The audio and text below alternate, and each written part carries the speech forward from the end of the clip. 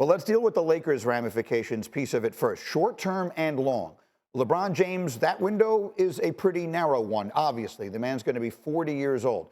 But they're looking much longer term in this than just that. That's what LeBron message that he gave to the Lakers when they discussed this opening. He said to them, do not make a decision that's based on me. Do not make a decision based on the 24-25 season. Make a decision for Anthony Davis. Make a decision for the next decade of this organization. That's what his advice to the Lakers was. I know that a lot of people think that LeBron is, in charge of a coaching search. That's just not the case. That's the message that he gave. This type of hire would follow that. It would be something LeBron would be comfortable with. Also, we know that LeBron has a respect for Dan Hurley. He has said so publicly to tens of millions of people on his social media very recently. The other thing is, this is important to understand, this is a bit of a perfect storm. Not only what Woj described, the challenges in the college game. The Lakers don't have a huge amount of candidates here. They were going to have to make a risk hire. They're going to take somebody without experience in the NBA level or somebody who maybe isn't the perfect fit. If you're going to make a risk, make the reward go high. And this type of move is a high risk, high reward type of situation. Let me put two things up on the screen for you. First off, Wendy just referred to the tweet. Let's make sure everyone sees what you're talking about. This is from April 19th. Cindy, if we can get that one up whenever you can. April 19th, J.J. Redick on his podcast, I think this was before LeBron joined it, J.J. Redick interviewed Dan Hurley, and they have a long conversation. He posts that. LeBron, in the irony of all ironies, winds up responding to it this way. That's why you see JJ's handle on there. He's so damn good along with his staff. Super creative with their O.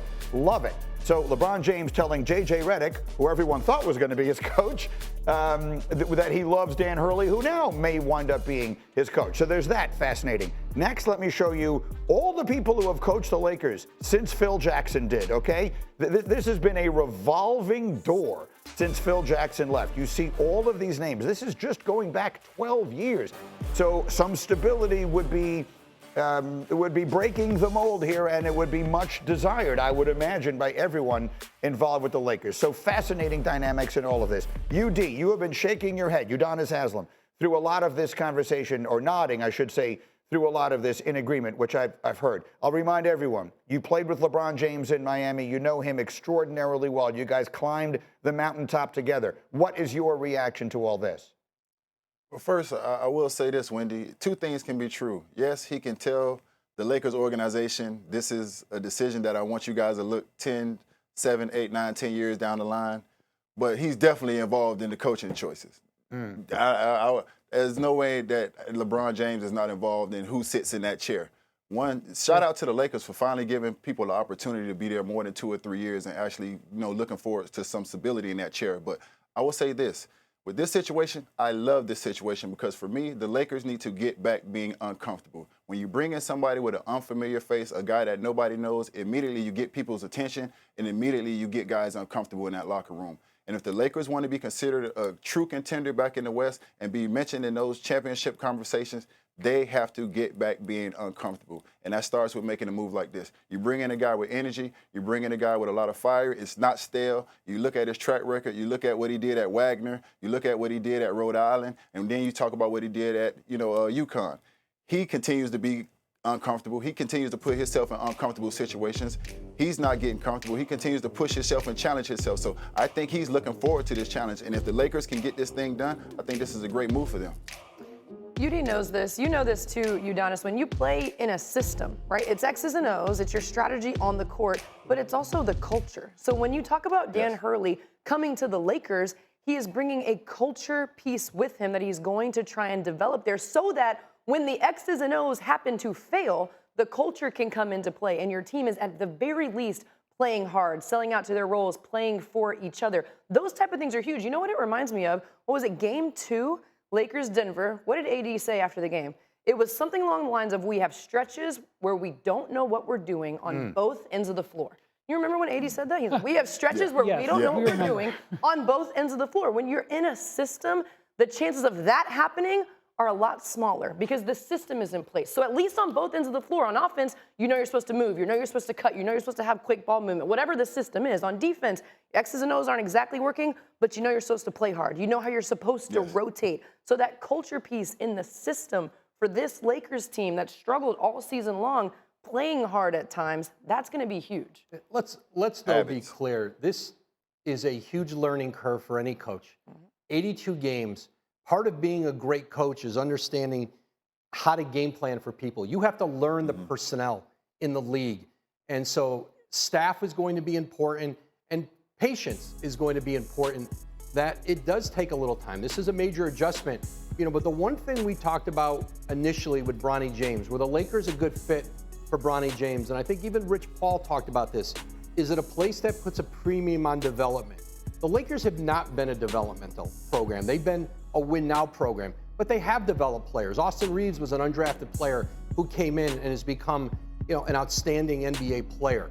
UD knows that in Miami. How many undrafted players have come through Miami, right?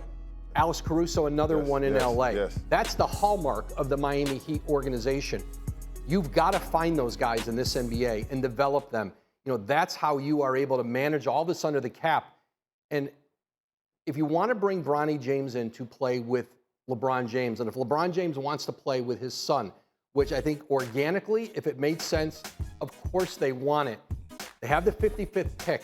And now the idea that you would have Danny Hurley as the leader of the developmental program for a Bronny James, I think that has a lot of value for that organization.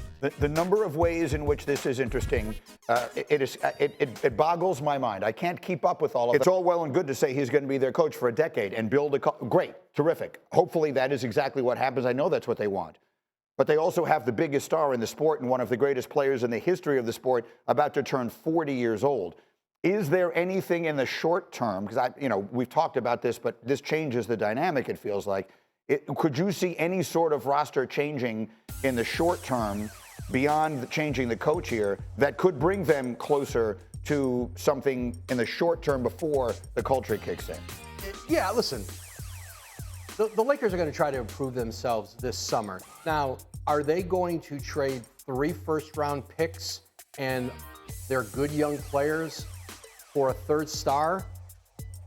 That may not be in the cards. You look at this league right now, and the 3-star system doesn't work with this new salary cap.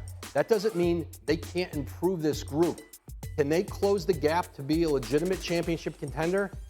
I don't know that they can. I don't know that there's one move out there that puts them there. But can they be a team that has a better regular season?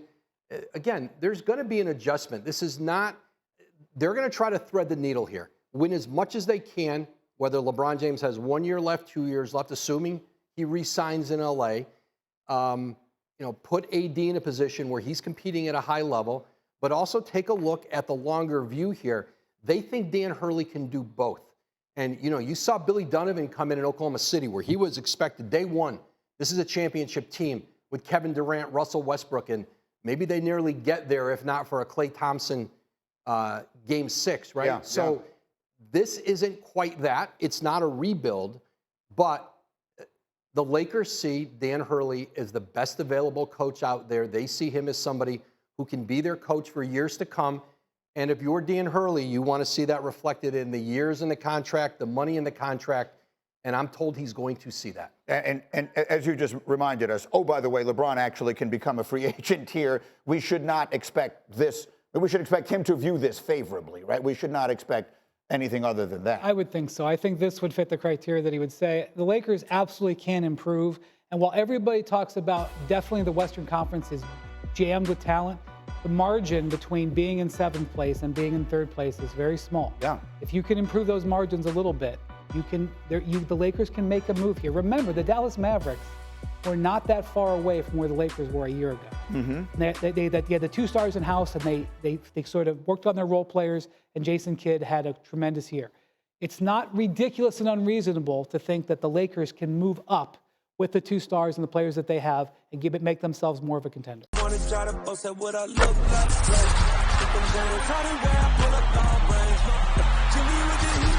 fire.